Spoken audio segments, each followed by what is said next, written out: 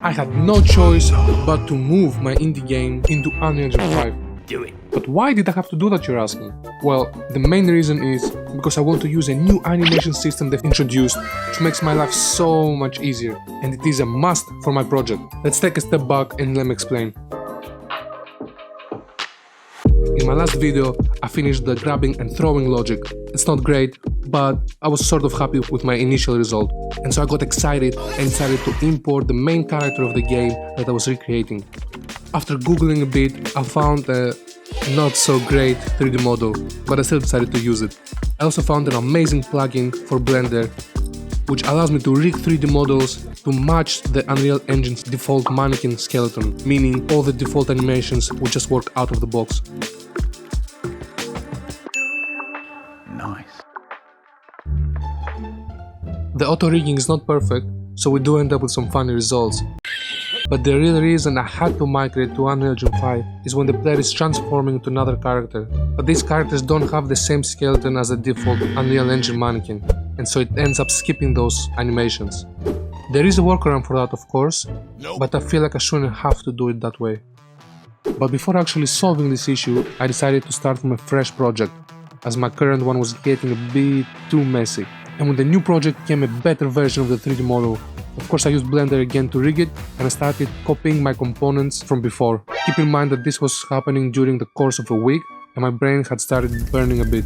Step by step I was implementing those components, and when I got to the transform component, I realized that the same issue persisted as before and that nothing had changed. But from a previous video when I was testing Unreal Engine 5, I came across this new tab in the animation blueprints, and as the name says, it allows for similar skeletons to share animation data without any retargeting. What is retargeting, you might be asking? Don't care. So I had to give it a go, and I ended up starting another project from scratch, this time in Unreal Engine 5. Oh shit, here we go again. The new third-person template has slightly changed in Unreal Engine 5. For example, they have added a full IK system for the legs that works, which I would love to use, but also they've changed the way the animation locomotion is set up. After spending some hours trying to understand how it works, I came to the conclusion that it does not work for my case. And to save up time, I decided to restart one last time the project, but this time keeping the old Unreal Engine 4 setup.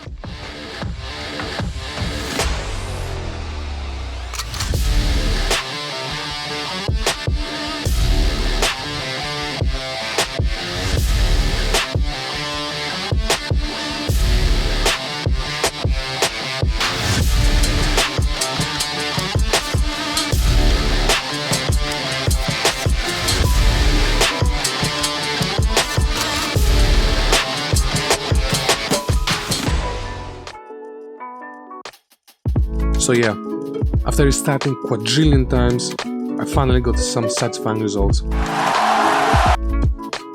And with a compatible skeleton system, I can change 3D models with ease. And as you noticed, I decided to create some new visual effects to match the original game a bit more. And the best part about this is that it all works with multiplayer.